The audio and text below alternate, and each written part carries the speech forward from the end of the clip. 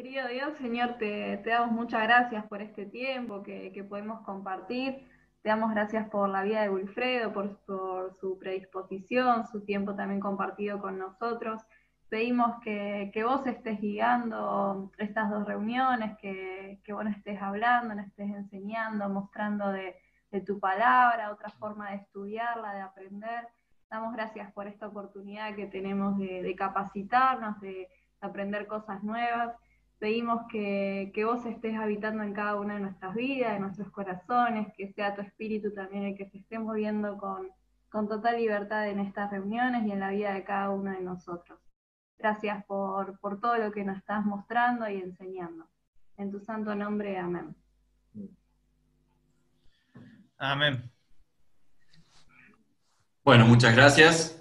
Buenas tardes. Todo tuyo, Billy. Gracias. Bueno, a muchos de ustedes ya los conozco, nos hemos visto. He parado en la casa de ustedes. He comido demasiado y bebido demasiado en la casa de ustedes también, así que me conocen.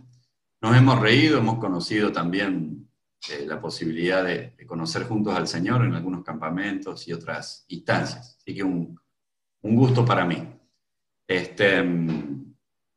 Bueno, yo quisiera que en este encuentro de hoy trabajáramos un poco cómo acercarnos a una de las formas literarias que la Biblia nos presenta,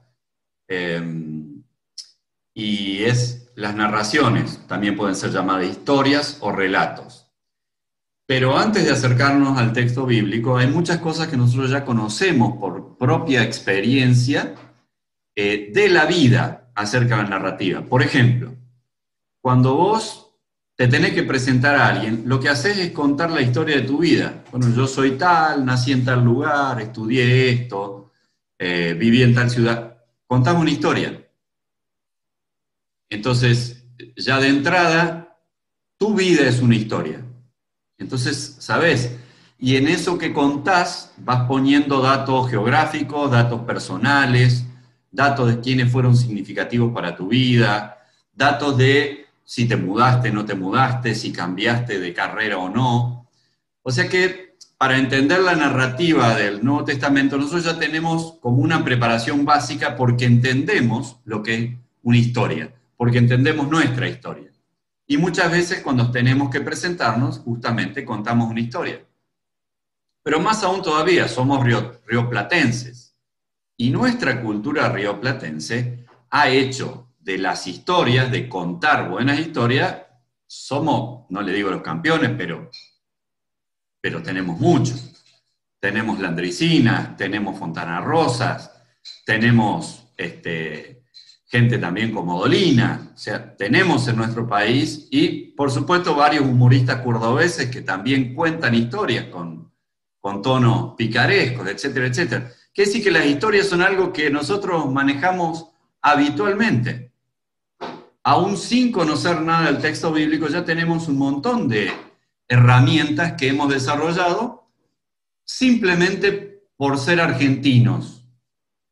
Y si todavía fuimos a algún colegio en donde nos enseñaron algo de la narrativa, tenemos más herramientas todavía.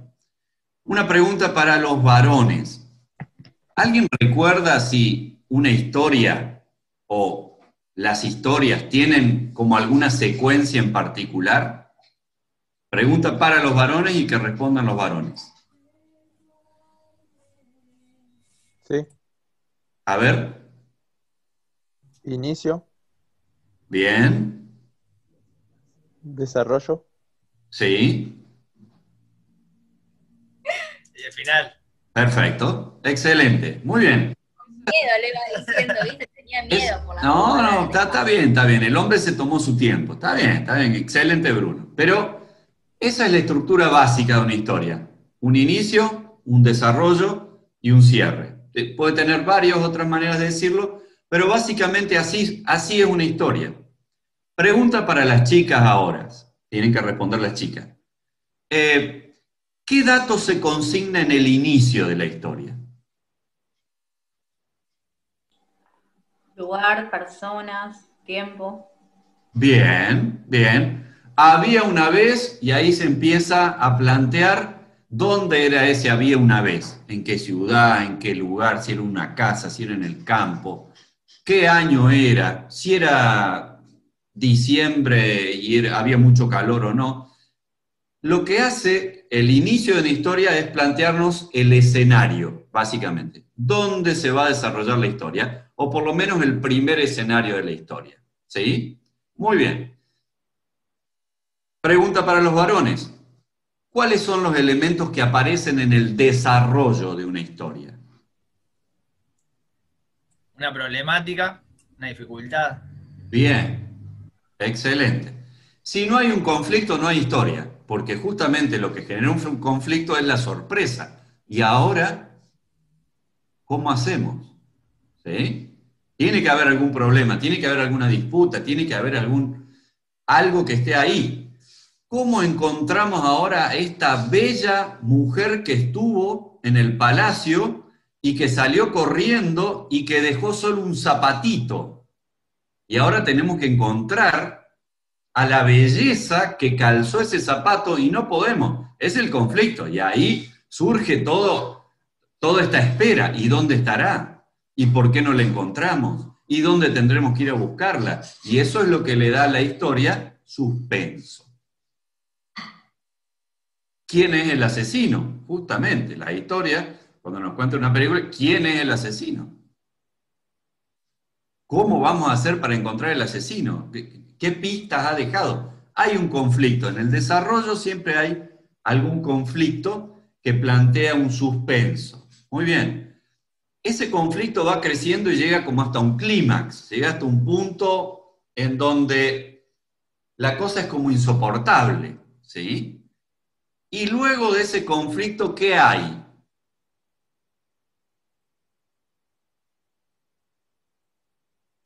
La resolución. Perfecto. De alguna manera, alguien le encuentra la vuelta al asesino de quién era el zapatito misterioso que quedó luego de que la chica salió corriendo porque se le hicieron las 12 de la noche. Y cómo la encontraron, etcétera, etcétera, etcétera. Y se resuelve el conflicto. Obviamente que hubo personajes, como bien dijo Malena, que en la historia estuvieron pugnando por resolver los conflictos, ¿sí? Y de algún modo, algún personaje se impuso a otro. En una historia, siempre alguien gana, alguien pierde, alguien cede, alguien toma. Y esto es lo interesante de la historia. Entonces, el desarrollo, como hemos convenido recién, están los protagonistas, hay un conflicto, esos protagonistas pelean, tienen acciones, ¿sí? Y finalmente se resuelve el conflicto. Pregunta ahora para las chicas. ¿Qué hay en el cierre o en el final de la historia?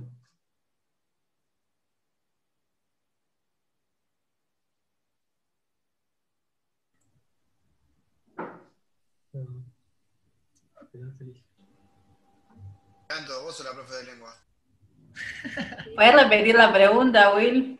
¿Sí? ¿Qué hay en el cierre de una historia? ¿Qué se comparte? Y a veces una moraleja, alguna enseñanza, algo que nos deje un mensaje. Perfecto. Una moraleja, una enseñanza, una evaluación de qué fue lo que pasó, hay a veces. O un clarificar los resultados.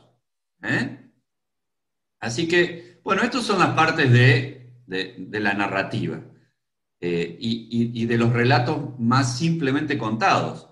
La posmodernidad ha mezclado estas cosas, ¿sí? Por ejemplo, 21 gramos, una película de hace unos cuantos años, ¿sí?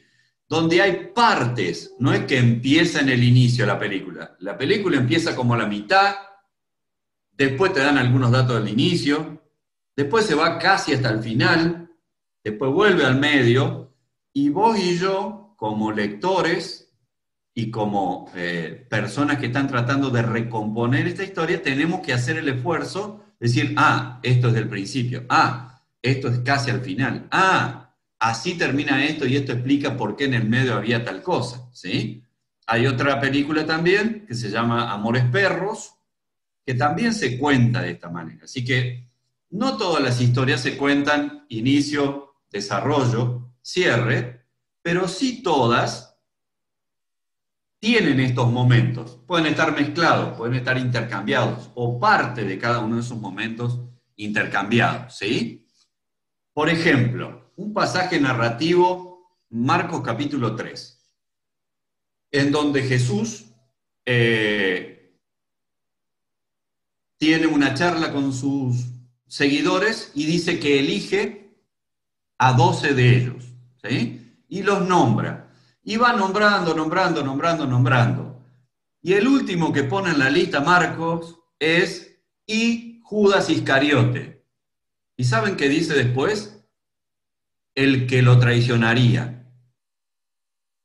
Obviamente que ahí la narrativa está metiendo un dato que está muy lejos de lo que fue ese hecho. ¿Se entiende? Alto spoiler. Claro, ¿sí? Pero fíjense que el narrador, el que cuenta la historia, mezcló tiempos. Él sabía todo antes de la que... O sea, no es un tipo que está con la cámara y que solo filma lo que está pasando ahí. Que Jesús lo miró y le dijo, vos sos Pedro, vos te vas a llamar, en realidad sos Simón, te vas a llamar Pedro. Que estaban los dos hijos de Juan, de Zebedeo, que uno se llama Juan y el otro Jacob, y porque eran revoltosos les puso los hijos del trueno. Nos cuenta todo eso, pero cuando dice Judas Iscariote, dice el que después lo traicionaría, por ejemplo. Entonces, hay veces que también en el Evangelio, a pesar de que no es posmoderno, ni es una creación del siglo XIX o XX, también hay de estas cosas en donde el narrador pone cosas que están fuera del texto, del momento en que está sucediendo exactamente la historia. ¿Sí? Y esto es porque el narrador sabe mucho más de lo que está contando en ese momento y tal vez quiere darnos algunos datos de cosas que van a suceder después, ¿no?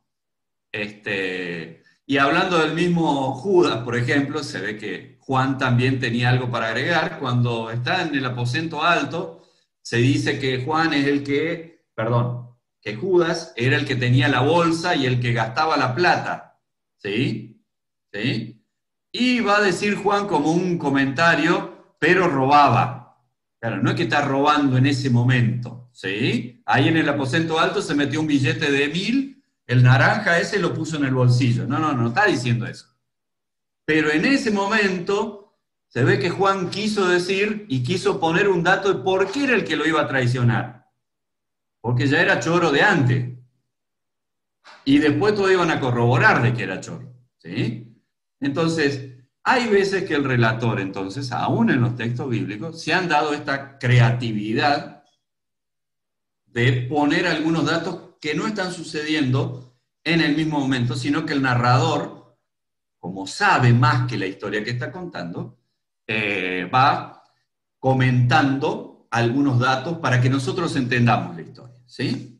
Bien, así que con este pantallazo que hemos hecho de la narrativa, de nuestra idiosincrasia rioplatense, de nuestros buenos humoristas, contadores de historias, de cuentos, vamos a trabajar hoy un pasaje juntos, acá en plenaria, ¿sí?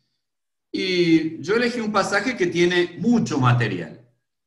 Y elegí este pasaje porque quiero que hagamos juntos el estudio bíblico, y el domingo que viene yo voy a presentar una predicación basada en el estudio bíblico que vamos a hacer, para que ustedes vean cuál es la relación entre un estudio bíblico y una predicación, o cómo lo que uno estudia en un texto bíblico puede llevarlo a una predicación, ¿sí?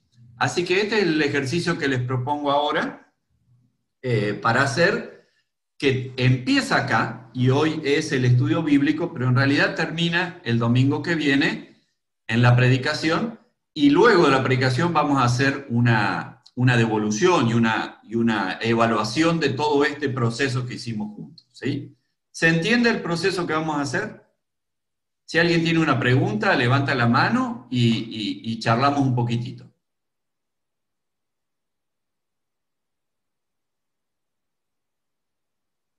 ¿Vamos bien? ¿Antonella?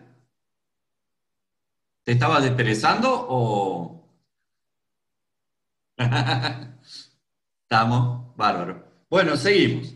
El pasaje que escogí es un pasaje trabajoso. O sea, como estamos en un grupo y tenemos un buen tiempo hoy, me metí a fondo con algo que implica mucho trabajo bíblico, ¿sí? O sea que no crean que todos los pasajes son así. Hay otros que son muchísimo más sencillos. Pero yo quiero hacer con ustedes un ejercicio de los más complicados para que veamos cómo es la peor de las situaciones. Además, una vez que uno le encuentre la vuelta, nos va a ser fácil llevarlo adelante, ¿sí? No se crean que vamos a quemar las neuronas hoy tampoco en esta instancia. Pero sí vamos a tener que estar muy atentos al texto bíblico. El pasaje es Juan 4, les pido que tengan ahí cerca sus Biblias o celular abierto. Juan 4, vamos a trabajar Juan 4 del 43 al 54. Juan 4, 43 al 54.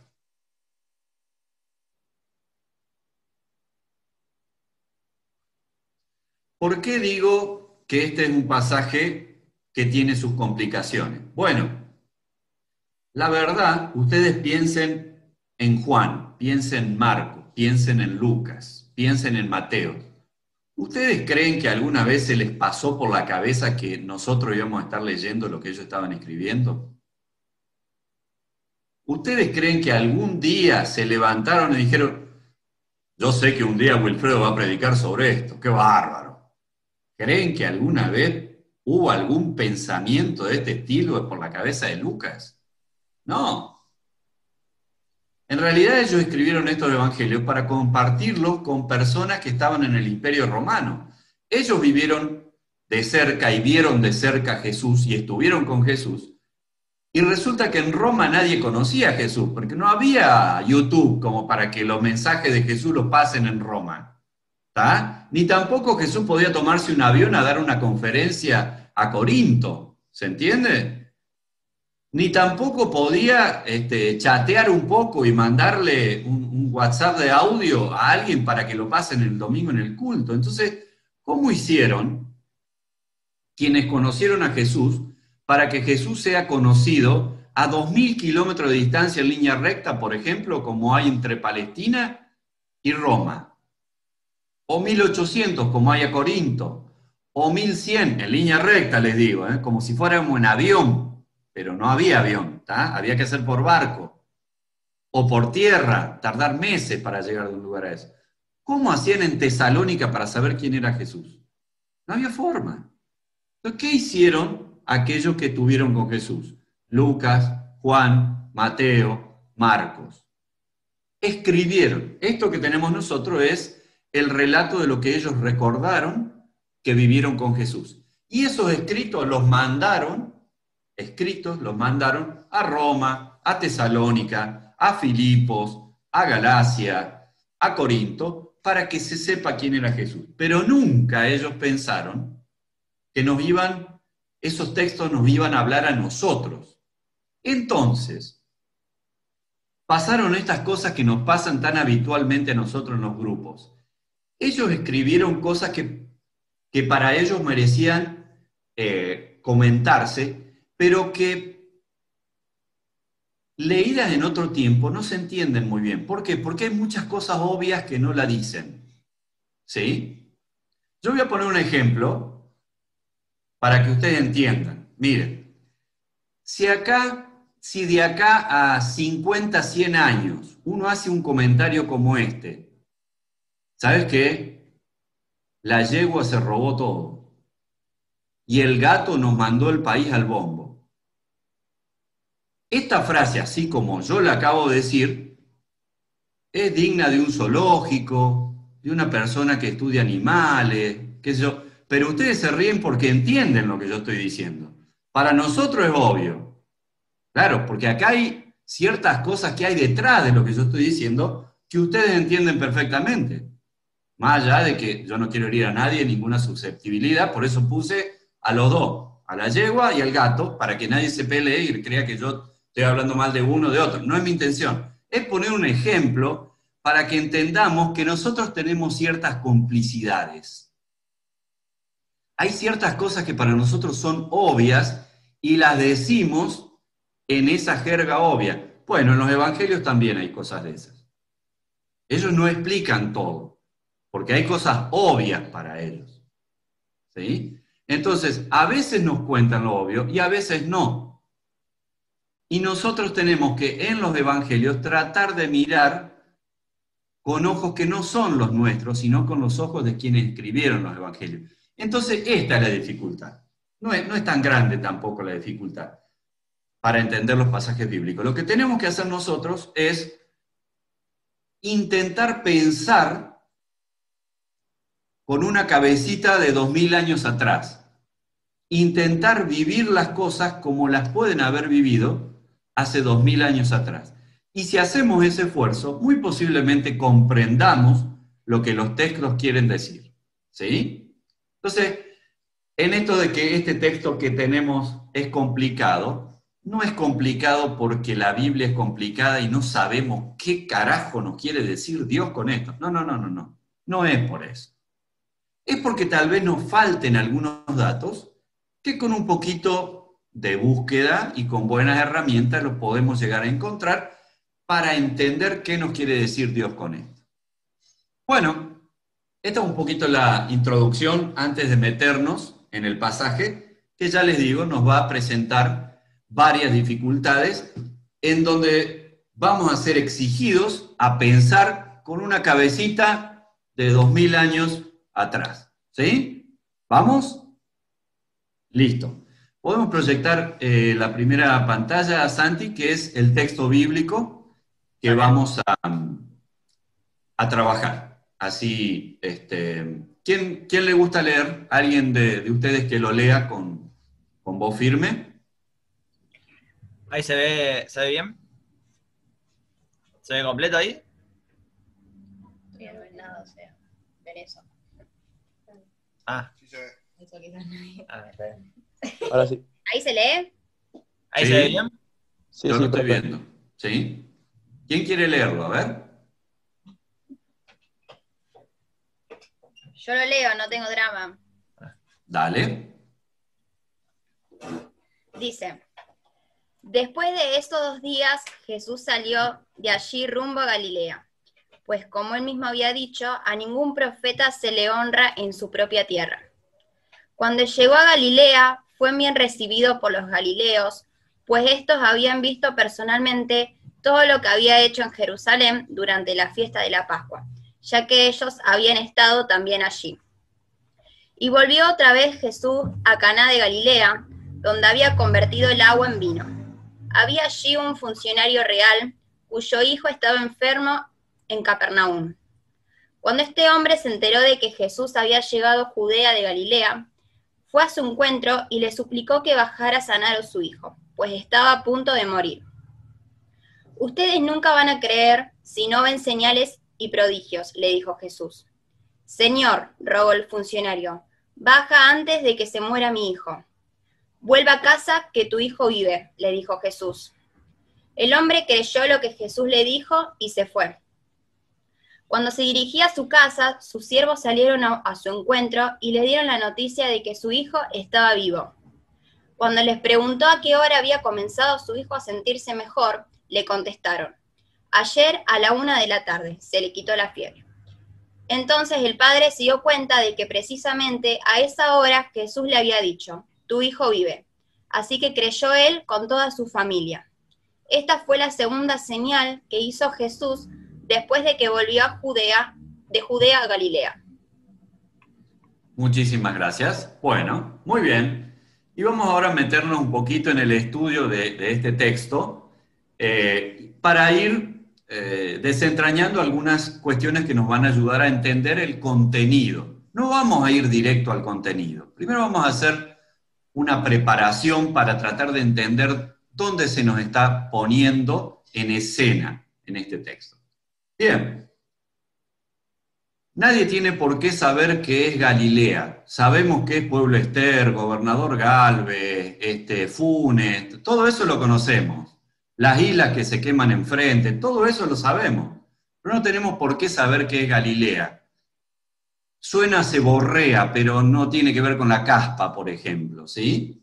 Entonces, segunda foto que quiero que proyectemos ahora, vamos a entender un poquito de qué se trata esto. En esta foto aparece lo que es el país en donde vivió Jesús, ¿sí? Este es el país donde vivió Jesús. Tenía 3 provincias importantes. Vamos a empezar desde el sur hacia el norte. La de más abajo se llama Judea, la del medio se llama Samaria, y la de arriba, la más al norte, se llama Galilea, ¿sí? Bueno, más o menos entre Judea y Galilea hay 100, 120 kilómetros en línea recta, para que tengan una idea, ¿sí? O sea que no es un país muy grande, ¿sí? De hecho, la provincia de Santa Fe tiene 3 veces más largo eso, ¿eh? Es mucho más largo que eso la provincia de Santa Fe, 3 veces casi. Más de 300 kilómetros en altura tiene Santa Fe, así que es un país chiquitito. Esta es un poco la situación, y este relato va a tener que ver con las 3 provincias estas. Si tienen el texto presente, fíjense una primera cuestión que tenemos que observar una vez que nos hemos metido en el país de Jesús. Después de estos 2 días, cuando un texto empieza así, ¿uno qué tiene que hacer? Les pregunto a las chicas.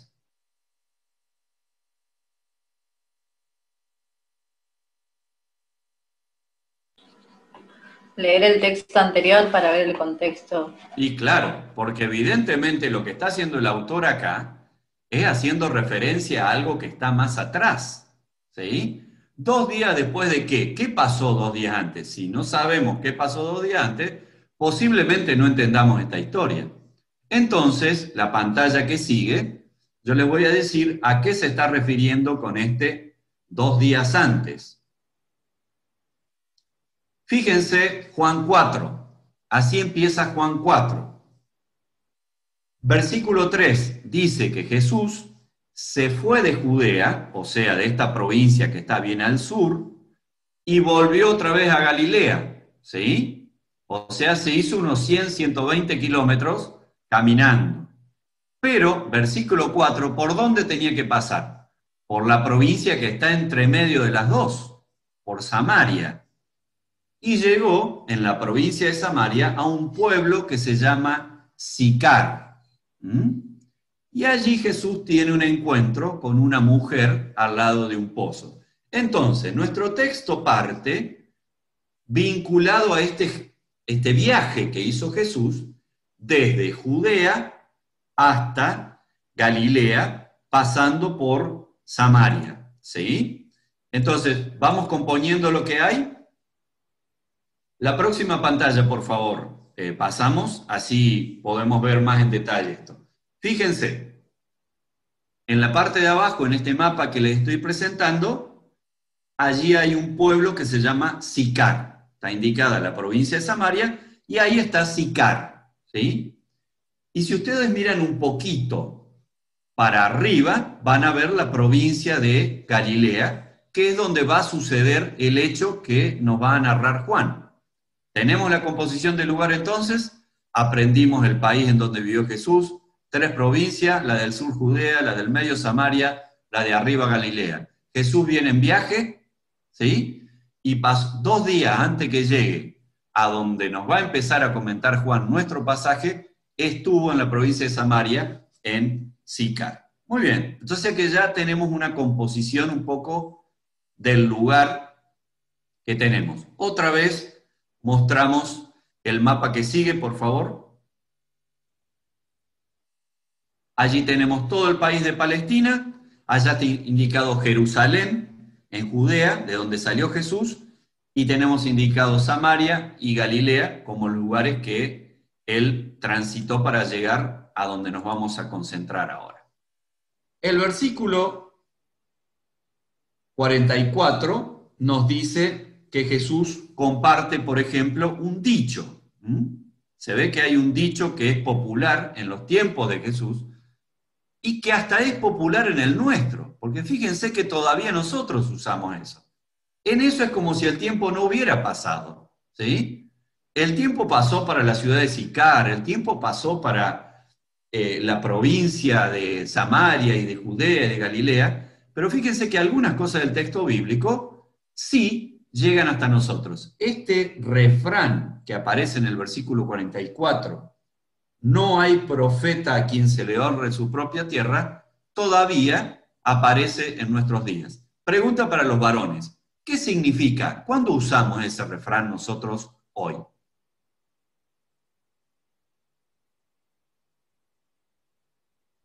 Y yo diría refiriéndose a la casa propia dentro del núcleo familiar. Bien.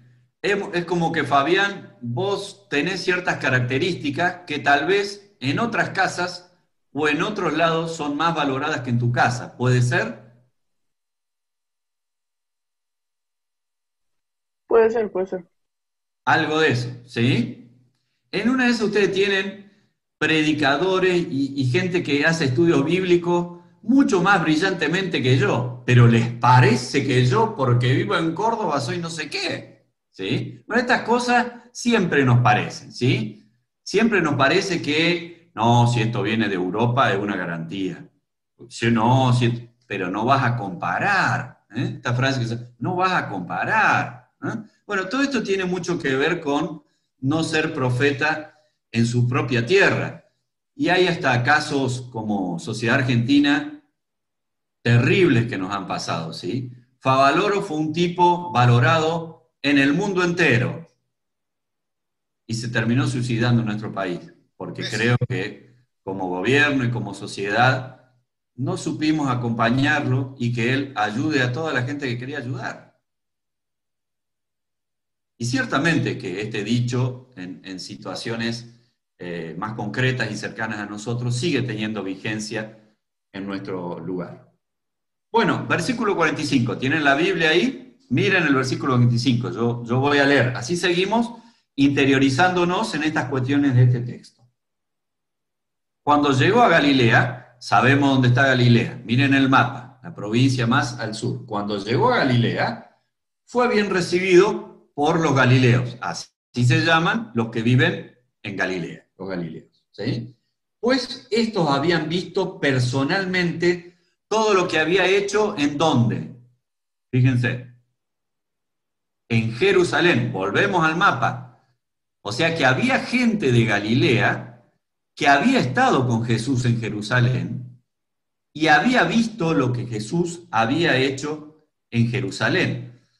¿Qué será esto que Jesús había hecho en Jerusalén? Bueno, ya lo vamos a ver. Por lo pronto, quiero que veamos la próxima imagen. Por favor.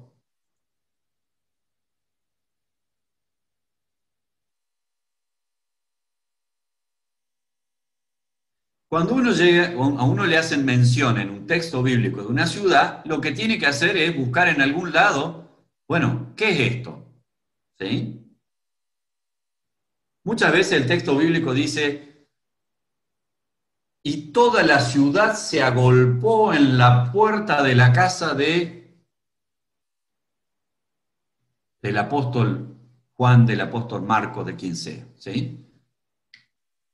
Yo les quiero decir que la ciudad, no piensen que es un rosario, por ejemplo. Este texto al que yo estoy haciendo referencia, cuando se habla que toda la ciudad se agolpó en la casa de Pedro, estamos hablando de una ciudad como Capernaum, que ¿saben cuántas manzanas tenía? 6. Así, 6 manzanas. Esa es toda la ciudad. Bueno, el texto bíblico está escrito en un tiempo en que toda la ciudad era toda la ciudad, tenía 6 manzanas. Claro, vos decís, ¿a quién le ganás con 6 manzanas? Bueno, pero este texto está escrito 2000 años atrás. Somos nosotros los que tenemos que entender la manera que ellos tenían de entender una ciudad, ¿sí? Entonces, cuando te nombran una ciudad, una aldea, lo que hay que hacer es ir a buscar algún libro, algún ejemplo, buscar en internet hoy, ¿de qué estamos hablando cuando hablamos de Caná de Galilea? Bueno, muy bien. Y acá ustedes tienen, yo voy a leer un pequeño comentario sobre lo que es Caná de Galilea. Primero dice, una aldea de Galilea, en las regiones altas al oeste del lago. Se menciona únicamente en el Evangelio por Juan. Fue escenario del primer milagro realizado por Jesús y está consignado en Juan 2, 1 y 11. El lugar donde con una sola palabra sanó al hijo del oficial del rey que yacía enfermo en Capernaum. ¿Sí? Como también la aldea donde vivía Natanael. Bueno, esto es un poco Caná de Galilea. Es una aldea, una pequeña aldea, diríamos hoy. Es un pueblerío, ¿sí? Muy bien, la próxima imagen nos va a decir esto que el texto nos viene tratando de hacer entender, que es qué había hecho Jesús en Jerusalén que los galileos habían escuchado de él. Vamos a Juan 2. Miren lo que había hecho Jesús en Caná de Galilea en otra oportunidad. Había estado en Caná de Galilea, había ido a una fiesta con su familia, y en esa fiesta hubo un pequeño detalle. Como bien dice y canta la Mona Jiménez, alguien se había tomado todo el vino. No está en tono de pregunta en el texto bíblico como lo canta la Mona, pero la situación es la misma. Se habían tomado todo el vino, ¿sí? Y resulta que la mamá de Jesús no tiene mejor idea de decirle, tal vez la mamá hubiera querido que Jesús componga quién se ha tomado todo el vino, supongo yo, se me hace como para pensar cualquier estupidez nomás, ¿no? Y para que nos riamos un rato. Pero le dice a Jesús, che, se han tomado todo el vino y no sabemos quién. Y de ahí viene la canción, obviamente. Y Jesús, ¿qué hace? Unas tinajas de agua que había, las transforma en vino y bueno, y hace que los muchachos sigan divirtiéndose y la sigan pasando bien, ¿no?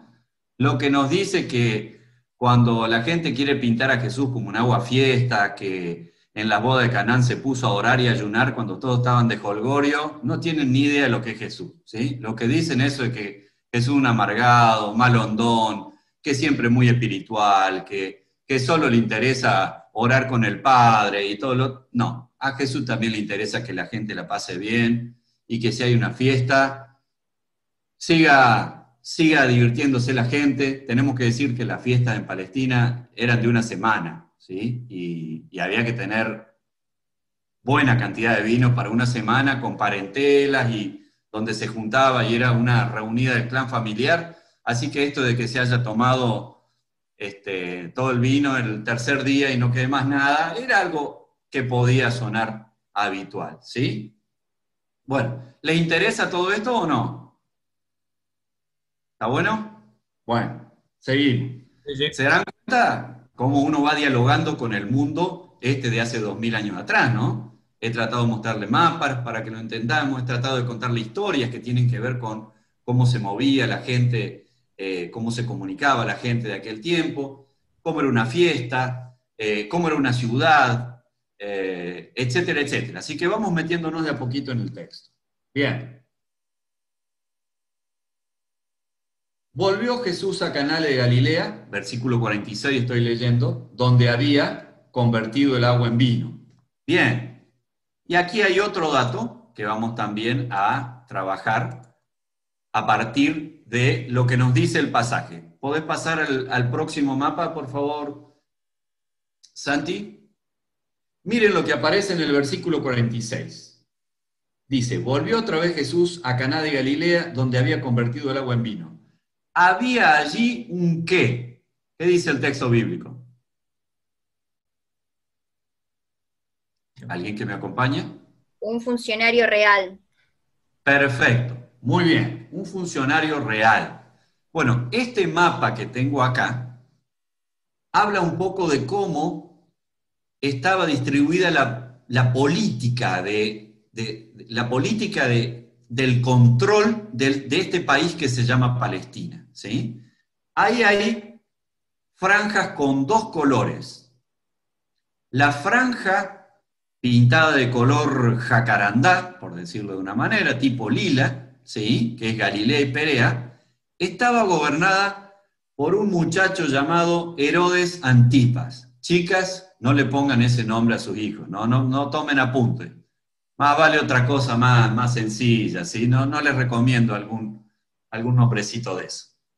Pero decía, en lo lila está gobernado políticamente por Herodes Antipas, ¿sí?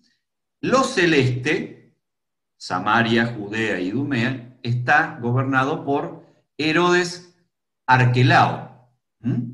O sea, como que este país había dos grandes muñecos puestos por el Imperio Romano. Esto nos dice a nosotros que Palestina era un país conquistado, Palestina era un país servil, Palestina era un país que estaba gobernado por extranjeros, era un país invadido, ¿sí? Y los gobernadores de cada uno de estas que acabamos de ver en este mapa respondían a los romanos, ¿sí? Respondían a los gobernadores romanos. De hecho, Jesús va a tener encuentro con gente romana, como por ejemplo Poncio Pilatos, un nombre, por más que a ustedes les suene a River, Poncio, tiene que ver más con los romanos que, en este caso, que con River, ¿sí? Así que por ahí va la cosa. Funcionario real. Había en Capernaum, en Caná de Galilea, había un funcionario real, versículo 46, que tenía a su hijo enfermo en Capernaum. Este funcionario real, obviamente, era una persona encargada que respondía a las órdenes de Herodes Antipas, que es el político que gobierna la región. Así que, de esta manera, el texto nos está diciendo quién es el personaje con quien Jesús se va a encontrar. Este es uno de los primeros personajes que aparece en este texto. Malena nos decía que en una narrativa uno tiene que estar atento a los personajes. Bien, aparece un personaje. Este personaje es un personaje político vinculado al poder de Roma, ¿sí? ¿Se dan cuenta cómo el texto no nos dice nada de esto y hay que buscarlo en otro lado? Esta es la dificultad que a veces nos presenta el texto. Así como yo hablo de la yegua y no hace falta que diga quién es, ellos hablan del funcionario real y no hace falta que digan quién es, porque todos sabían quién era el funcionario real. ¿Se entiende? La misma lógica de ciertos datos comunes que nosotros tenemos para hablar del gato o de la yegua, es la misma que tienen los escritores bíblicos cuando dicen había un funcionario real. Bueno, ese funcionario real nosotros sabemos que es alguien que es un empleado de la planta política vinculado a Herodes Antipas, ¿sí? Que Herodes Antipas era el gobernador que respondía a Poncio Pilato como un gobernador romano. ¿Se entiende?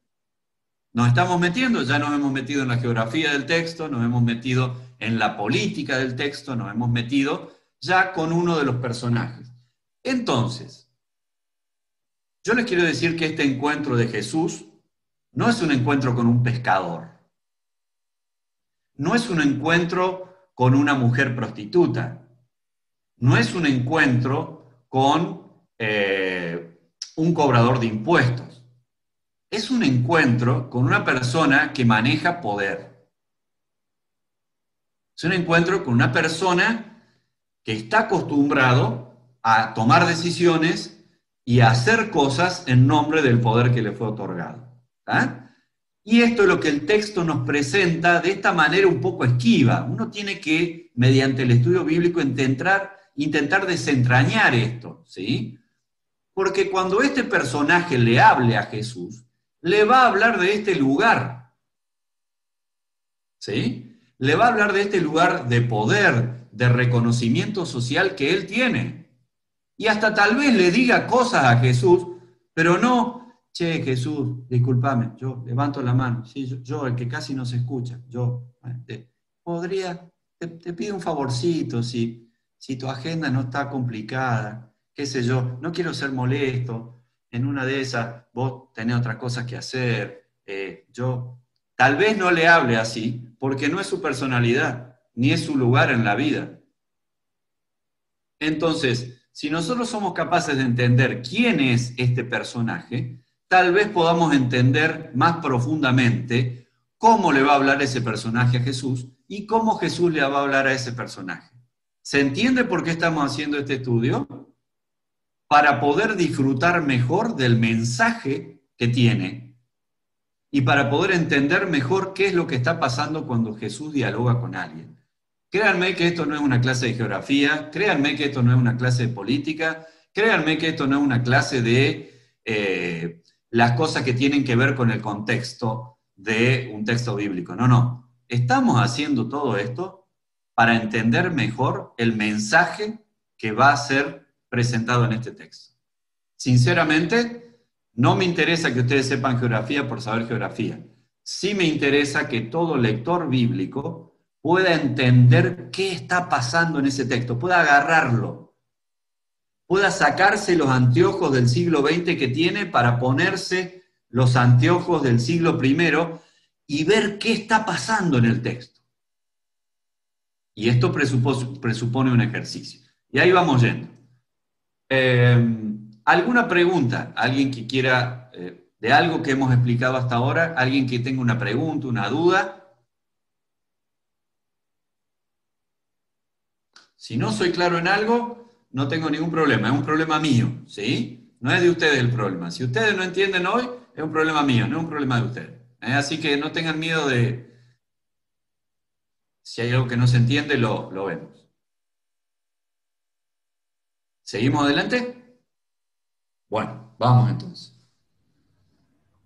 Versículo 47. Cuando este hombre, léanlo, así lo seguimos juntos. Cuando este hombre, que vuelvo a decir, es un funcionario real, un líder de la planta política del gobierno que está sometiendo a Palestina, cuando este hombre se enteró de que Jesús había llegado de Judea a Galilea, fue a su encuentro y le suplicó que bajara a sanar a su hijo, pues estaba a punto de morir. Muy bien. ¿Dónde vive? Pregunta para los varones. ¿Dónde vive esta persona, este funcionario real? Capernaum. En Capernaum. Perfecto. Muy bien. Siguiente pantalla, por favor, Santi.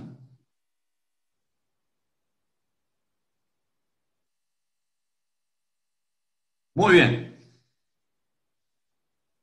En otra, la otra también, la que sigue, les voy a mostrar unas cuantas hojitas de lo que uno podría llegar a leer acerca de Herodes, que de hecho, para entender la cuestión política, haría falta para darse cuenta de qué es lo que está pasando políticamente. Y acá se explica lo que yo, en cortas palabras, le he dicho, que el Herodes Antipas era el funcionario que respondía al poder de Roma, etcétera, etcétera. La siguiente, Santi. Esto es toda la ascendencia de Herodes Antipas, está ahí como a la mitad. Fíjense cómo esto vincula a Herodes con los poderes que tienen que ver y que están en Palestina. La siguiente. Muy bien, fíjense que hay 4 páginas hablando de Herodes para tratar de hacernos entender esto que yo les he tratado de resumir a ustedes en este mapita que vimos sobre qué era lo que hacía Herodes. La siguiente, por favor, Santi.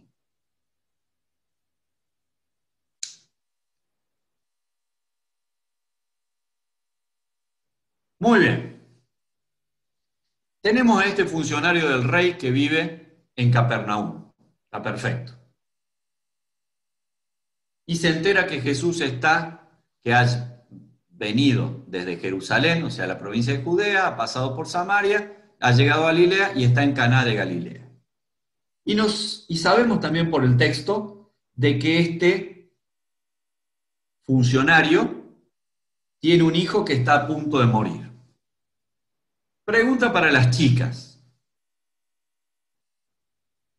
Supongamos que yo quisiera especular. Esto es diferente a todo lo que le he mostrado antes. Lo que le he mostrado antes son mapas, cosas históricas, etcétera, etcétera. Ahora vamos a especular, vamos a jugar. ¿Tá? Lo que les voy a proponer ahora es un juego. No es una interpretación del texto bíblico ni nada que se le parezca. Chicas, si ustedes tuvieron que ponerle un nombre a este funcionario, ¿qué nombre le pondrían? ¿De qué cultura les parece que puede llegar a ser este nombre? Y les doy 3 posibilidades, chicas. Judío, griego o romano.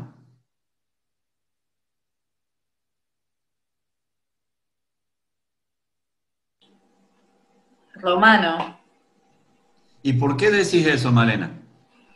porque, o sea, él es parte de todo lo que es la consejería del rey, o sea, formó parte de ese espacio. No le voy a poner un nombre de judío a un soldado que es del rey. Muy bien.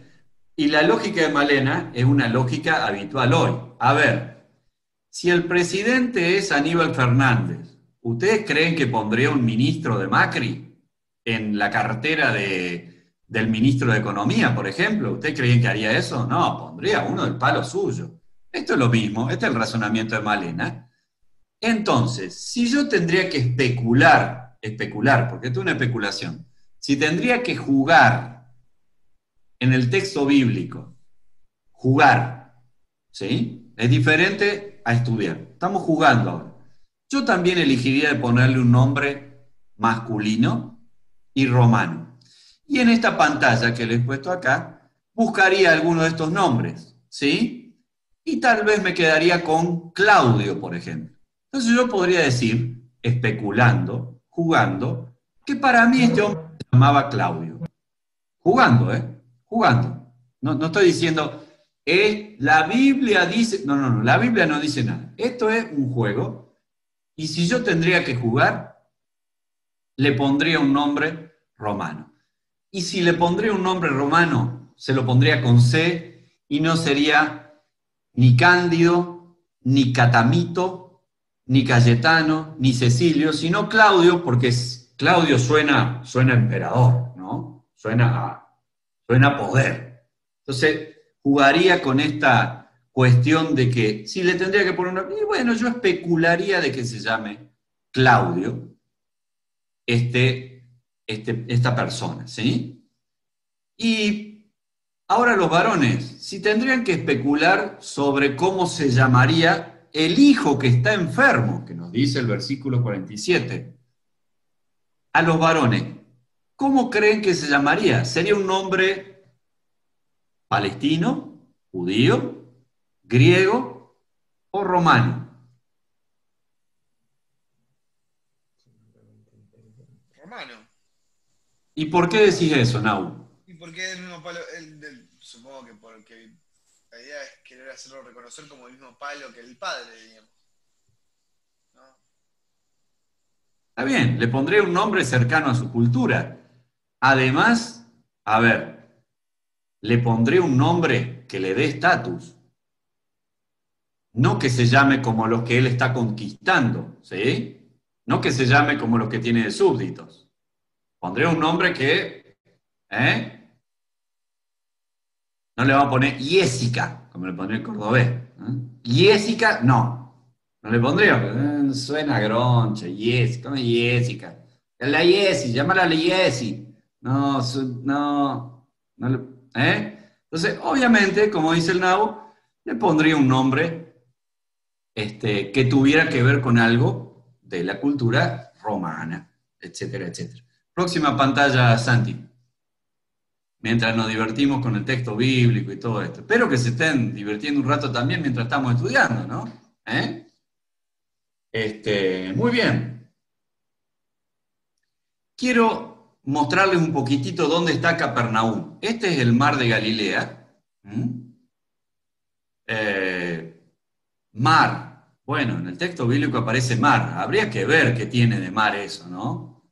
¿Saben qué? Es un laguito un poco más grande que el de Carlos Paz, que tenemos los cordobeses acá. No es mucho más que eso. Para mar es como que le queda, loco, pará. Se te fue la mano, ¿sí? Pero bueno, ellos eran lo que eran y estaban viviendo en el mundo que vivían, y para ellos eso era un mar y lo llamaban así. Es como dicen los rosarinos, que nosotros decimos río en Córdoba y no. Acá Claro. dicen, no, río es el río Paraná. Es hilito No de te agua. piqué, Santiago. Claro. No te piqué, Santiago. Ahí te atacó. Este hilito de agua que tienen ustedes ahí en Córdoba, no me digan que es un río, no jodamos, claro, es cierto. Pero bueno, Mar de Galilea, también llamado Lago de Genesaret, ese pintaría más, pero vuelvo a decirles a ustedes también que tenemos que pensar con la mentalidad de esta gente. Ese Mar de Galilea levantaba olitas de hasta 10 metros cuando el viento sur soplaba fuerte. Entonces, cierta razón tienen en llamarle Mar de Galilea, ¿sí? Así que ellos sabían muy bien que el mar podía embravecerse y que no era el pequeño oleaje que puede haber en el lago San Roque de 30, 50 centímetros de olita en el lago San Roque. Bueno, esto era mucho más. Así que bueno, así le llamaban. Capernaum, como ven, está en la parte norte del lago de Galilea. Y ahí en esos puntitos que ustedes ven, es porque son como aldeas, justamente, porque no son grandes ciudades. Ahí están como indicadas las manzanitas, cada uno ese cuadradito que ustedes ven al lado de la costa del lago, vendrían a ser como las manzanitas. ¿Cuál les parece que es la aldea más grande de toda esta zona? Tiberias. Tiberias, bien. Magdala también es grande, un poco más extendido Magdala. Pero verán Y allí. Betsaida también. También. Así que eso es un poquito el mapa en donde vivía esta persona. Vive al lado de un lago, y está en la zona norte del mismo, ¿sí? Muy bien. La siguiente, por favor. Bueno, no sé si han notado algo, pero les quiero llamar la atención sobre una palabrita que aparece en el versículo 47 y que va a aparecer en el versículo 49 también. ¿Cuál les parece que es? Les pido que fíjense ustedes, lean el versículo 47 y el 49, y hay una palabra que se repite. Tal vez hay varias, pero... Descenso, descender. Bien, perfecto. En otras versiones, ¿qué dice? Descienda. Descienda, descender, baja. ¿Sí? Sí, acá dice dirigir. Va, yo estoy leyendo la NTV. Bien. Dirigirse. Pero hay también en estas palabras un dato geográfico. Miren dónde está Caná y miren dónde está Capernaum. Caná está, ¿se ve el mapa? Sí, sobre la Caná está en una zona montañosa y Capernaum está como en una zona más vale plana a la orilla de un lago. Entonces fíjense cómo, sin decirlo, nos está diciendo que lo que tenía que hacer Jesús era un viaje en descenso, bajar de altura, bajar de altitud. ¿Sí? Y en esto fíjense cómo cada palabra tiene una connotación.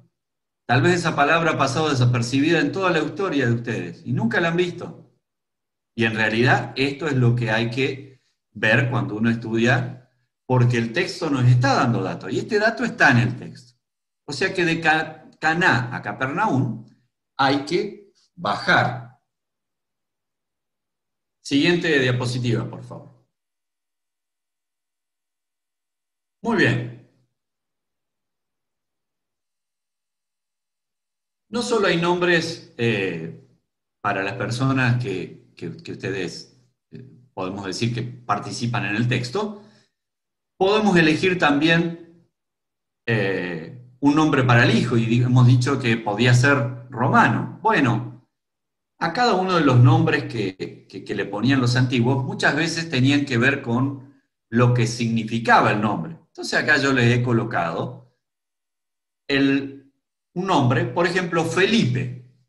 Felipe significa amante de los caballos, y es un nombre que se le ponía a los niños, a los varones, ¿sí? Filipa es el nombre para niña y significa lo mismo. Filomena significa amante de la canción, ¿sí? Febe, que algunos tal vez conoce alguna Febe por ahí, en la Biblia está, significa brillantes. Entonces, los nombres en la antigüedad se ponían en referencia a alguna característica de la vida que llevaba cada persona, o lo que el papá quería que fuera su hijo, o alguna manera en que pensaba él cómo inducirlo a alguna cuestión de vida de su hijo. Así que si yo quisiera otra vez fantasear, jugar con el texto, diría que, por ejemplo, este hijo enfermo podría llamarse Felipe y que su papá, como es una persona que tiene poder y que anda a caballo, lo ha adiestrado a su hijo con las caballerizas que él tiene y que usa, de hecho, para trasladarse de un lado a otro para hacer su trabajo en Palestina como funcionario romano, teniendo el control de la provincia de Galilea. ¿Sí? Siguiente pantalla, por favor. Muy bien. Voy a leerle a ustedes, pero yo quiero que ustedes, antes de leer parte del texto, estén atentos. ¿Ubican a Caná de Galilea a la izquierda como a la mitad del mapa? Caná de Galilea. Tiene unos puntitos blancos debajo. ¿Ubican dónde está Caná de Galilea? Sí, bien. Ahora, a la misma altura, pero del otro lado, hay una localidad que se llama Magdala. Bien, excelente.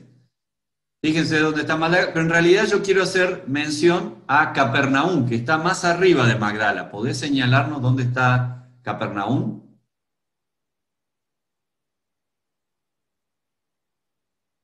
Bien.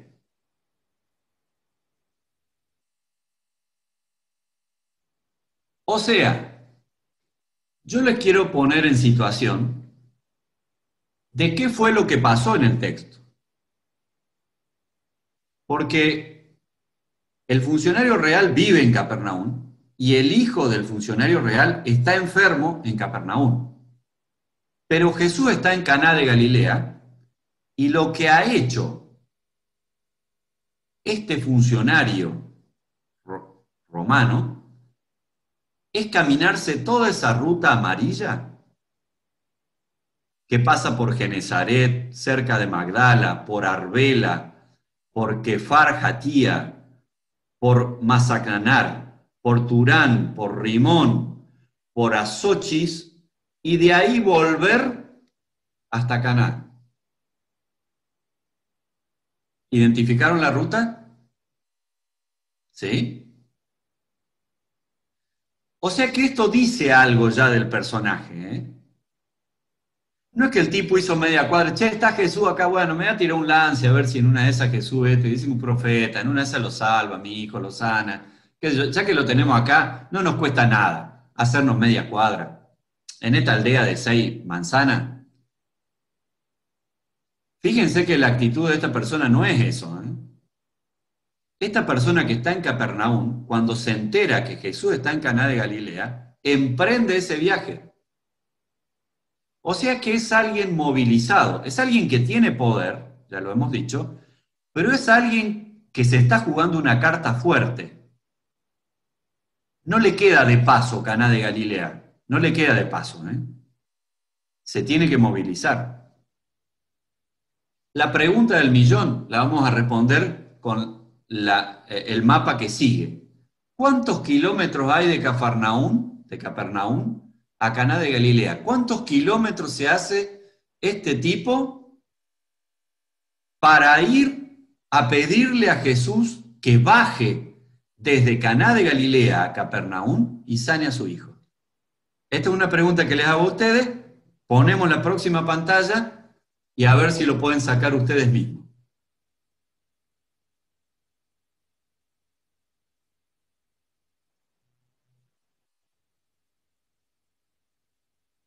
¿Podemos ampliar esta pantalla en la parte baja?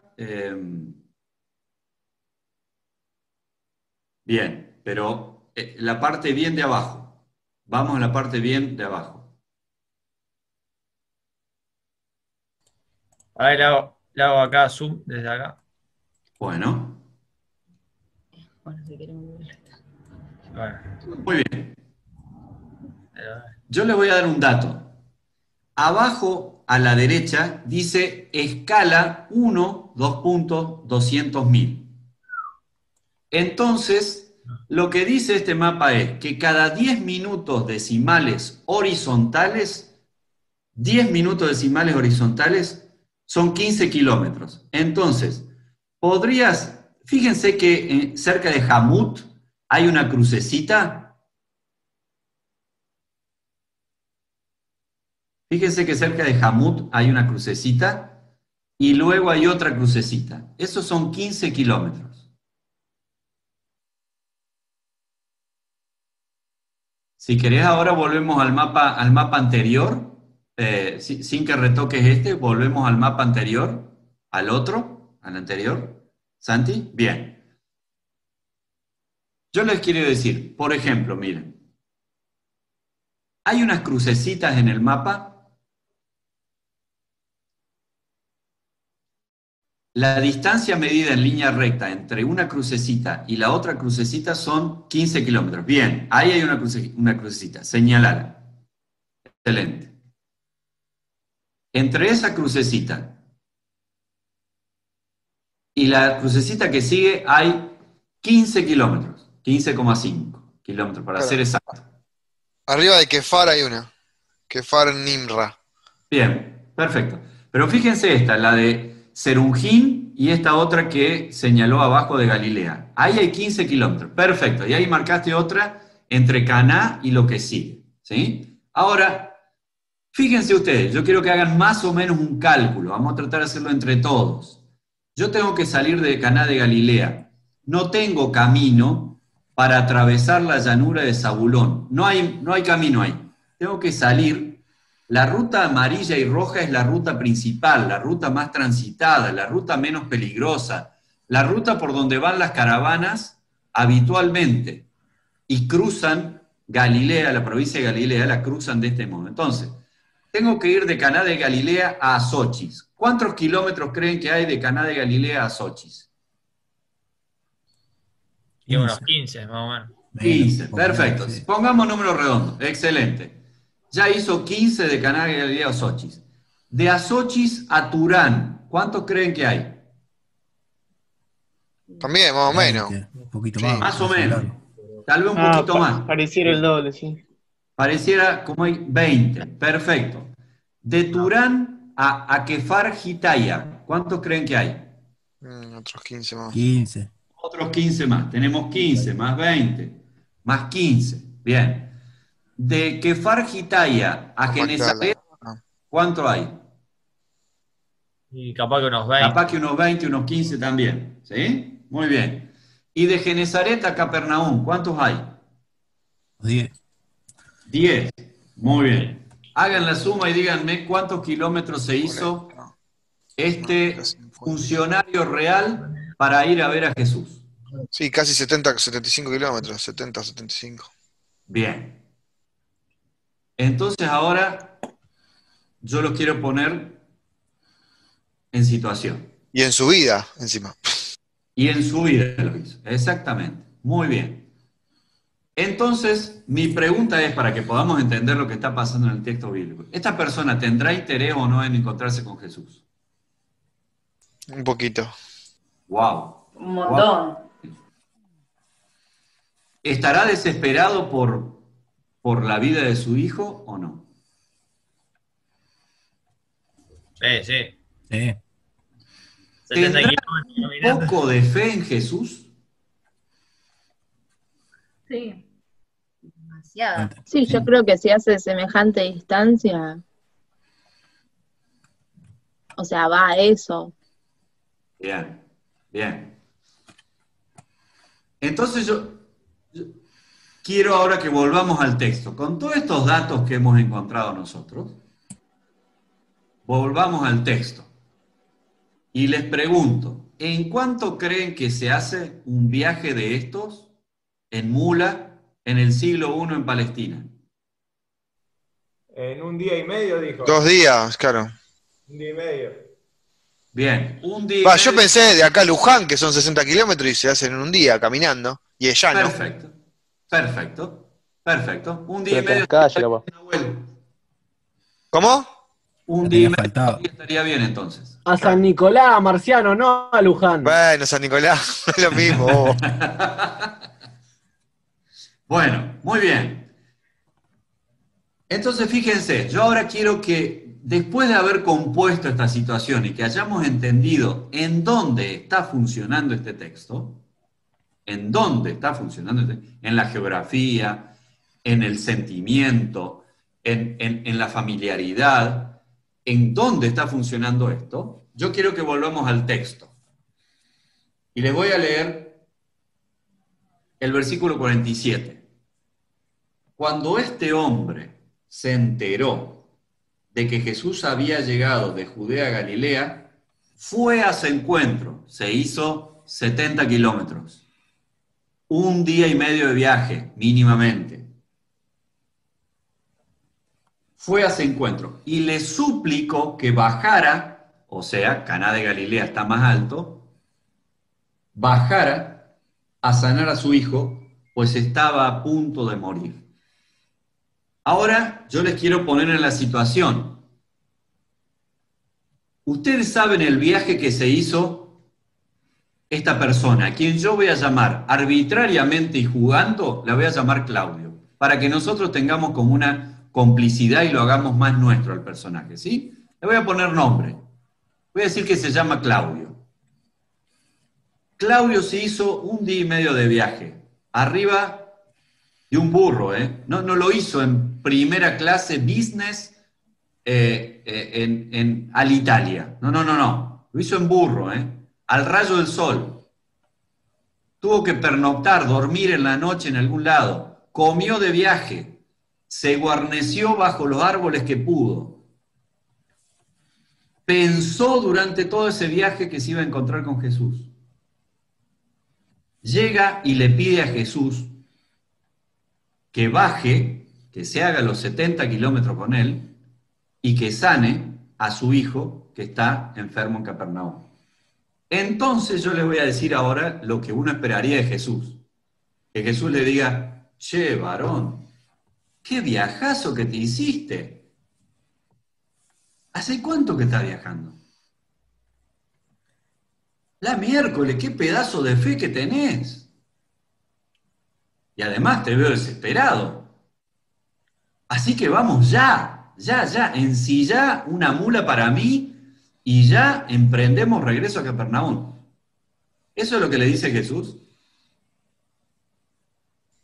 Quiero que alguien me lea la respuesta de Jesús que está en el texto bíblico. Ve, tu hijo vive. No. Antes que eso. no, Ah, antes, perdón, 48. adelante. Ay, Dima. Ay, perdón, estoy muy ansioso. Spoiler final. 48. 48. Que dice, si no veréis señales y prodigios, no creeréis. ¡Wow! ¡Qué gamba que este Jesús! ¡Qué piola!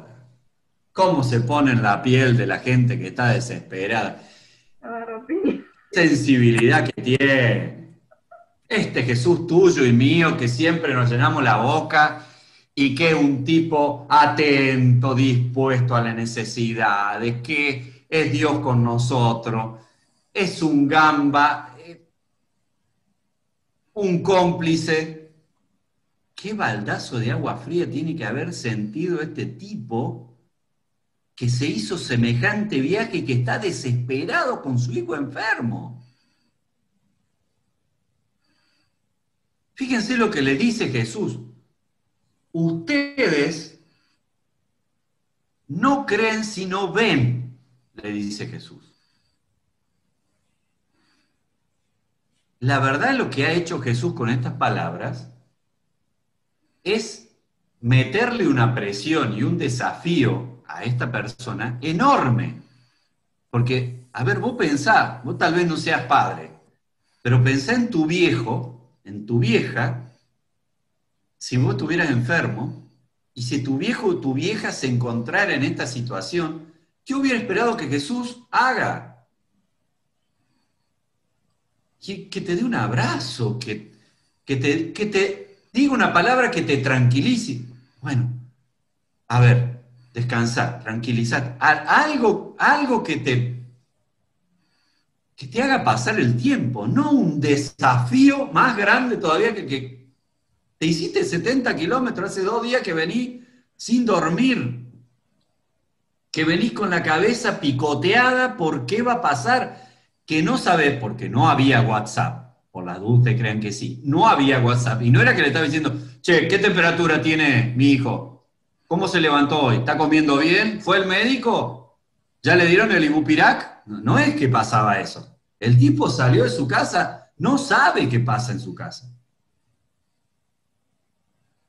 Él viene cargado con toda esta historia y se encuentra con Jesús y le pide a Jesús que por favor baje con él a Capernaúm a sanar a su hijo. Y encuentra de Jesús esta respuesta. Ustedes no creen sino ven. Así que para mí, esta respuesta de Jesús, si el tipo estaba desarmado, lo terminó de desarmar. Si el tipo estaba liquidado, lo terminó de liquidar. Tiene que haber sido casi indigerible. Yo me imagino la cara de sorpresa y estupor de este tipo recibiendo estas palabras de Jesús. Y me parece que aún todavía con la última fuerza que le queda, fíjense lo que hace este tipo. Señor, rogó, versículo 49, Señor, rogó el funcionario, baja antes que se muera mi hijo. A pesar del cachetadón que le pone Jesús, el tipo se endereza como puede y va otra vez a ver si lo puede noquear a Jesús y si lo puede entusiasmar a que se venga con él. Acá en esta versión dice, ven hablando antes que mi hijito se muera. Bien. O sea, como algo cariñoso, un abuelo, como algo entrañable. Claro, es como para darle más, para mí me suena como para darle un poco más de lástima. Mi hijito se está muriendo, o yo, ¿no? A mí me hace por ese lado. Está bien, está perfecto. Muy bien. ¿Vamos entendiendo la historia? Es brava la historia, ¿eh? Sí, si la traes al tiempo hoy en día, creo que también, si esta persona se hubiera enterado del milagro de las bodas de Caná, el reclamo de hacer milagros en una boda con vino y no acceder al milagro de salvar la vida de su hijito. Mirá vos. La desesperación. Claro, él debe estar pensando lo mismo. Y lo escrachá en Facebook después. Porque... Claro. Fuiste capaz de llenar las tinajas y no querés venir conmigo a salvarle la... Estás perdido, Jesús. Sos un fantoche de la noche, loco. ¿Qué pasa con vos? Pero, bueno, esto es lo que está pasando en el texto, ¿sí? La respuesta de Jesús, fíjense, él le está pidiendo, ¿qué le pide? Hagamos un ejercicio para las chicas.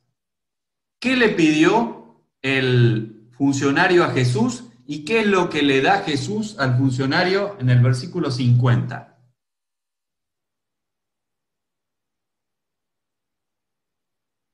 Primera pregunta, ¿qué le pidió el funcionario a Jesús? Que descienda con él. ¿Cómo? Que descienda con él. Perfecto.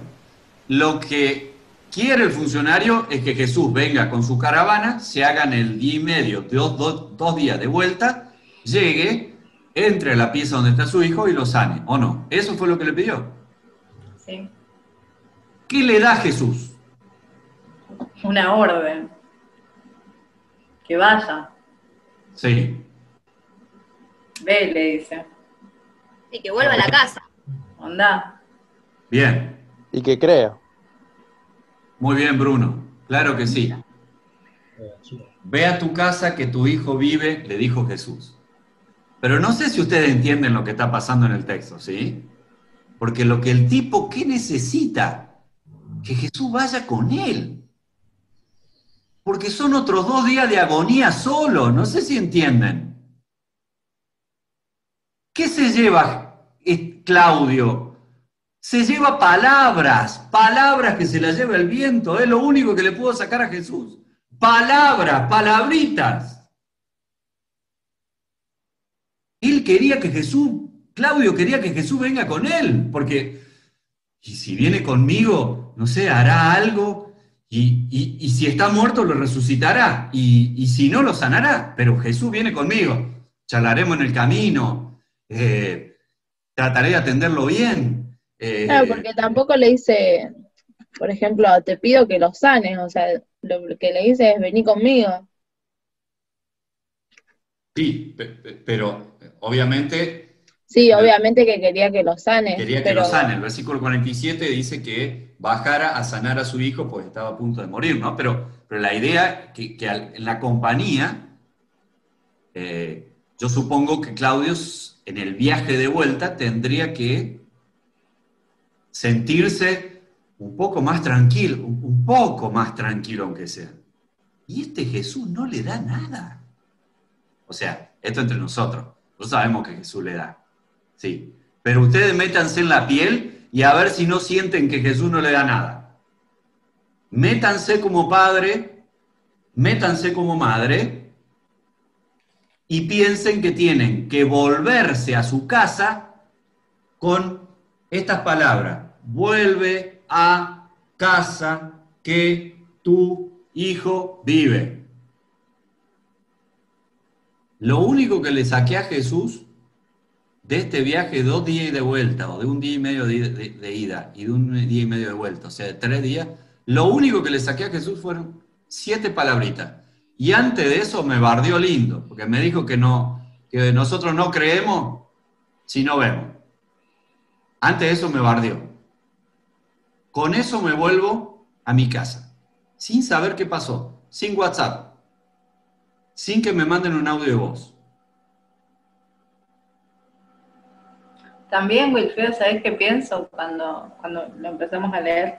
Que, bueno, pusimos en contexto todo el cargo que tiene el oficial, Claudio, y que cuando llegó, yo creo que también los discípulos que estaban ahí con Jesús, o sea, vos ves un soldado romano y, o sea, medio como que te asustás ahí frente a ese encuentro, y el tipo no debe haber llegado así paseando, o sea, debe haber llegado a los piques, cansado, o sea, se tiró del caballo prácticamente y como que le dijo, o sea, vení conmigo, tenés que venir conmigo, o sea, fue como una situación que creo que debe haber desencajado a todos menos a Jesús, que como que lo miró y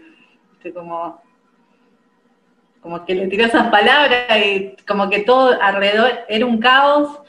Y él simplemente, o sea, le dijo, si no vierais señales y prodigios, no creerías. Pero alrededor era como un caos, o sea, el tipo, yo creo que a los discípulos también le había presentado como esta situación de que él tenía un cargo muy importante y se podría creer que él tenía cierta autoridad para imponer ciertas cosas ahí. Bien, Pero bien. sin embargo llegó así como un pollito mojado, o sea, fue rendido, fue como, o sea, vengo a buscarte, o sea, vengo a ver Sí, esa cuestión. sí, totalmente de acuerdo, totalmente de acuerdo. Entonces, quisiera tratar de pensar con ustedes, miren, lo que Jesús le está proponiendo, ahora miremos la cosa del lado de Jesús. Jesús le está proponiendo a este funcionario, y escuchen bien, que crea para ver. Lo que Jesús le está proponiendo a este funcionario es que crea para ver. Y por eso es que Jesús dice, en el versículo 48, la palabra esta tan poco compinche que dijimos nosotros que Jesús había tenido, en realidad es una preparación para que él entienda por dónde lo quiere tratar Jesús. Lo que Jesús ha dicho, ustedes nunca van a creer si no ven. Así que yo te desafío ahora a que vos creas para ver. Invierte las cosas, ¿se dan cuenta? El funcionario quería ver para creer. Algo cree, está bien, hemos dicho que algo cree, evidentemente, porque si hace este viajazo, algo cree, obviamente. Pero él quería que Jesús lo acompañe para ver el milagro y creer en él, ¿sí? Y Jesús lo que le hace, él le da vuelta a la bocha. Y le propone ver, no ver para creer, sino creer para ver. Y este camino de vuelta de Caná de Galilea hasta Capernaum es un camino para que él trabaje esta cuestión del creer para ver.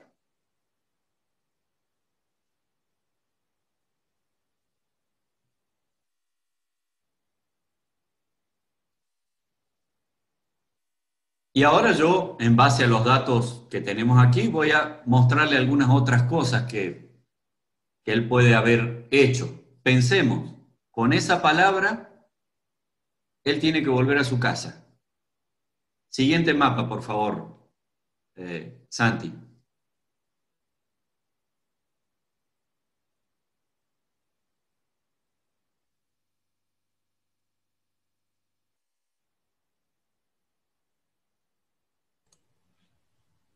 ¿Este o un poquito más? Sí, ese. En ese aparece retratado Magdala. Está destacado ahí porque es una de las ciudades de donde era, obviamente, María Magdalena era de Magdala. Pero es una ciudad cercana por la cual él, de algún modo, en su vuelta tuvo que haber pasado. La siguiente, por favor.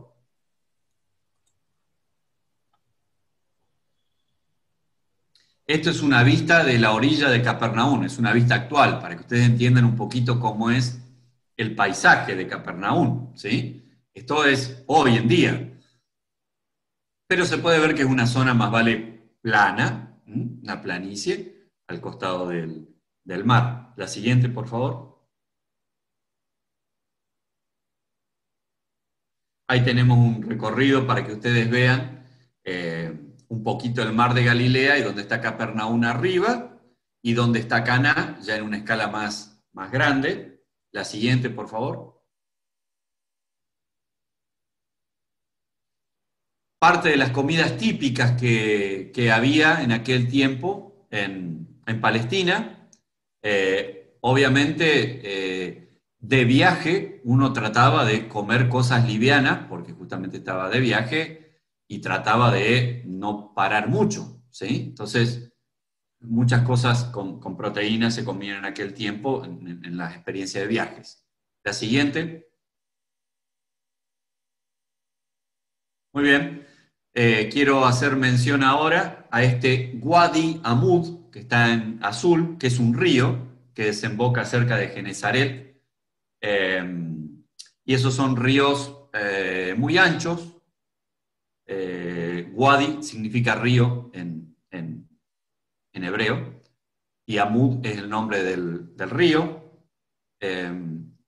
Como ven, Cafarnaún se encuentra en una zona llana que se llama Llanos de Genesaret, que un poco lo hemos visto en la foto también. La siguiente.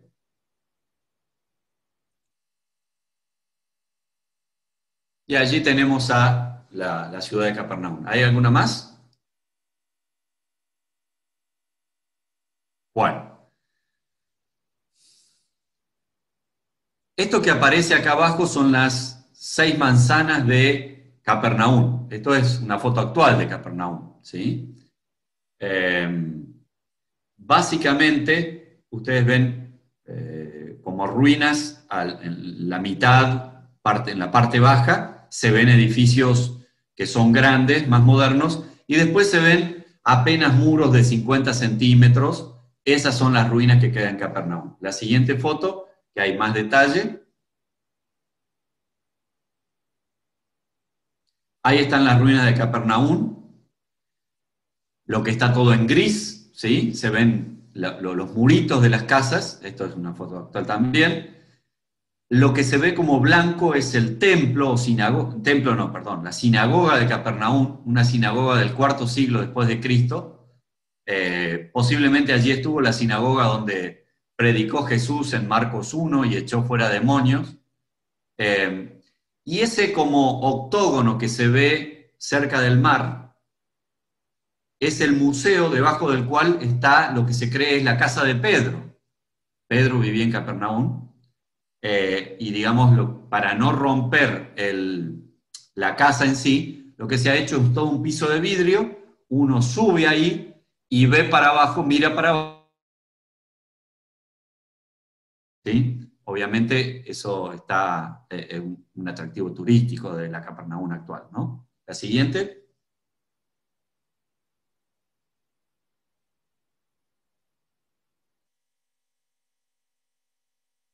Esos son exactamente las ruinas de Capernaum. Eso es lo que nos queda de Capernaum.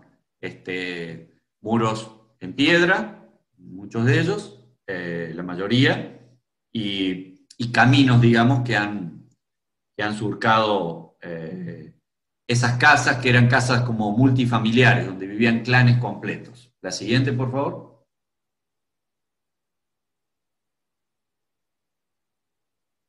Bueno.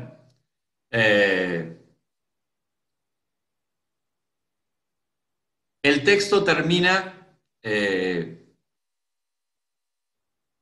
diciéndonos que el hombre creyó y emprendió el regreso a su casa. Versículo 50. Versículo 51. Cuando se dirigía a su casa, pasó algo. Los siervos de este hombre, o sea, quienes trabajaban en la casa, cuidando su casa y haciendo las tareas domésticas en su casa, y algunos mayordomos y encargados de la casa, salieron al encuentro y le dieron la noticia de que su hijo estaba vivo. Versículo 51. Cuando les preguntó a qué hora había comenzado su hijo a sentirse bien, le contestaron: ayer a la 1 de la tarde se le quitó la fiebre. Entonces el padre se dio cuenta de que precisamente a esa hora Jesús le había dicho: tu hijo vive. Así que creyó él con toda su casa, con toda su familia. ¿Sí? Bueno, si yo tendría que especular sobre qué nombres le pondría a estos siervos encargados de la casa de este funcionario, dirían que serían nombres o bien romanos o bien griegos, ¿sí? Nunca judíos, porque nunca habría un encargado judío en la casa de un romano, ¿sí? Entonces les quería mostrar de que también hay nombres griegos que pueden aplicar a la vida que hay en Palestina también. Y se me hace que uno podría ser que estos siervos que salieron, alguno podría llamarse Horacio, que es un nombre romano, otro podría llamarse Adelfos, por ejemplo, como un nombre griego, otro podría llamarse Aquiles, como nombre griego, y así. Si yo quisiera personalizar y especular el nombre, que no está en la Biblia, pero si yo quisiera especular los nombres de estas personas. ¿Hay alguna más? ¿Alguna foto más? No, ahí terminamos. Muy bien, excelente. Bien. Bueno, muchísimas gracias por no dormirse en este recorrido que espero les haya sido interesante. Como se darán cuenta, hay muchas cosas que eran obvias para ellos y para nosotros no. ¿Se dan cuenta? Vos y yo, cuando leemos este texto, pasamos así, y el hombre fue de Capernaum a Caná de Galilea. Se tomó el bondi y se hizo 20 cuadras. No, no, no, no, no. No se tomó el bondi que pasa por la esquina de la casa y se hizo 20 cuadras. No, no, no. Y si no se estudia, no se entiende. Pues, este tipo, se tira un lance, este tipo. La pichula, vamos, nos hacemos una pasadita. Pasamos, vemos que pinta. Si Jesús se entusiasma, viene con nosotros. Todo es media cuadrita, 20 cuadras. No es así. El tipo se hace un día y medio de viaje. Y la vuelta, yo no me quiero ni imaginar la vuelta de este tipo. ¿Habrá dormido? Igual la vuelta como va bajando, me parece que es un poco más rápida. La subida, para mí sigue siendo complicada. Pero volver al lugar. Está bueno, Para sí. mí, la incertidumbre también. Eso. Sí, Eso. A ver. Por más que haya estado en bajada, se le ha hecho más larga por el hecho de que iba pensando todo el tiempo en qué es lo que habrá pasado. Claro, Fabián no lo sabe. A ver, yo les digo, a los grandes nos pasa esto. Una mujer de 50 años le encontraron un nódulo en un pecho y le hacen una tomografía y tiene que esperar el resultado 3 días. Paren esos 3 días. Paren esos 3 días. A nosotros nos hace un estudio de próstata y no, porque hay algo. Y uno está así los 3 días. No dormí, no tenía otra cosa que pensar. A todos nos pasa eso. Y eso que nuestra época es instantánea. Es todo ya, el resultado es ya, todo va rápido, todo es WhatsApp, todo instantáneo, todo es... Pero pensá que vos tengas que hacerte un camino de un día y medio sin tener ninguna certeza de nada. O sea, solo Jesús que te dijo 7 palabras. Andá, tu hijo vive. Con eso te volviste. Dormí si podés. Comé si podés. Pensá en otra cosa si podés. Y el tipo tiene que creer en el camino para ver. Porque Jesús le ha dado vuelta a todo. Él se lo quería llevar a su casa y ver para creer. Y Jesús le dio vuelta a todo. Y le dijo, tenés que creer primero para ver. Entonces, yo he querido en este recorrido y en este estudio tratar de animarlos a ustedes para que vean cuántas cosas se pueden descubrir con 10 mapitas. Esto que saqué yo está todo en internet, ¿eh? Yo no soy un genio. No soy un genio, les aseguro.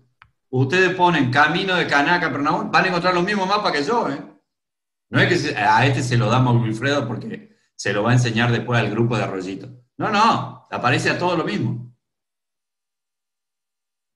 Esta preocupación de tratar de entender qué pasa en el texto bíblico, miren si nos da herramientas. Yo todavía no prediqué del texto. Ahora, yo estoy seguro que ustedes en la cabeza ya tienen 3 o 4 predicaciones sobre este pasaje, con lo que han visto. ¿O no? Ya están pensando en muchas cosas de la realidad de ustedes. Esto en una predicación tendría que decirse así. Esto nos pasa a nosotros hoy también, a pesar del WhatsApp y de lo instantáneo que vivimos. Hay situaciones en que Dios nos pide que creamos para ver, porque no vemos. Y yo sé que ustedes están pensando, y mientras estamos hablando de todo esto, ya enseguida han hecho puentes con su realidad. Entonces, este ejercicio, que ya llevamos casi 2 horas de trabajo, a mí me parece que es algo muy importante. Nos hemos metido con un texto, fíjense, el texto decía cuántos kilómetros había de Capernaum a Caná. No, porque ellos viven ahí, saben. Es como si vos le decís, pero no, es de acá, sí. Vamos y compramos los muebles acá. Y vos decís, y ya sabés cuántos kilómetros son. Bueno, ellos también hablaban así y escribían así. Y sabían por qué ruta tenían que ir. Y no nos dijeron nada. Vos y yo tuvimos que tratar de entender, estudiando, cómo funcionaba este texto. ¿Qué era lo que estaba pasando en este texto? Bueno, este ejercicio, que para otros textos es muchísimo más sencillo, es lo que tenemos que hacer cuando uno quiere que una narrativa tenga brillo, que una narrativa impacte, que una narrativa sea poderosa. Esta es una historia poderosa, loco. Te baja las medias esta historia. Cuando vos pensás la ida de este tipo y la palabra de Jesús, decís, wow, ¿qué pasa acá? Jesucito mío, un poco más de misericordia con este guaso que se hizo un camino impresionante y vos me lo maltratás de esta manera, Jesucito, sacá un poco de misericordia de algún lado, dale una mano, pobre tipo. Y muchas veces Dios nos trata así también, che. Porque no es que ustedes tienen la vida resuelta en todos los aspectos. Laburo, pareja, familia, porvenir. No, ustedes también tienen que ver para creer.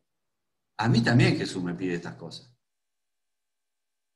Yo quisiera tal cosa y me gustaría que vos hagas esto, Señor. Y no pasa nada, ¿viste? Y hay que seguir creyendo en Dios. Y no vemos nada, ¿eh? Y a veces no vemos. Y a veces no vemos. No vemos. Entonces, un poco quería animarlos a que con estas herramientas sencillas, que son mapas, yo no presenté otra cosa que mapas que saqué de internet. Y algunos comentarios que vi también en libros, ¿sí? Que están accesibles también. No hice más que ponerme a pensar y ir versículo por versículo, tratando de ver cada cosa que pasa. La estoy entendiendo, sé dónde estoy, sé lo que está pasando, no sé, averiguo, pregunto, busco un mapa, etcétera, etcétera, etcétera. Este era un poco el ejercicio que quería compartirles como estudio bíblico, y lo que van a ver el domingo que viene es como yo trasladé todas estas herramientas que hemos visto acá, sin nombrar ninguna de estas herramientas, la he llevado y la he volcado en una predicación. Y como se darán cuenta, el texto es más claro cuando uno lo entiende con lo que está pasando. Es mucho más claro. Si alguien les quiere decir que este texto habla de la segunda venida del Señor, ustedes le van a decir, vos estás en pedo, loco. No, ni acá, no. Si él le dice, no, porque este texto habla de la santidad. No, loco. No. Te confundiste. Estás leyendo el Corán, hermano. Acá no es así. Ahora, si usted le pregunta, ¿este texto habla sobre el creer? ¿Qué dicen?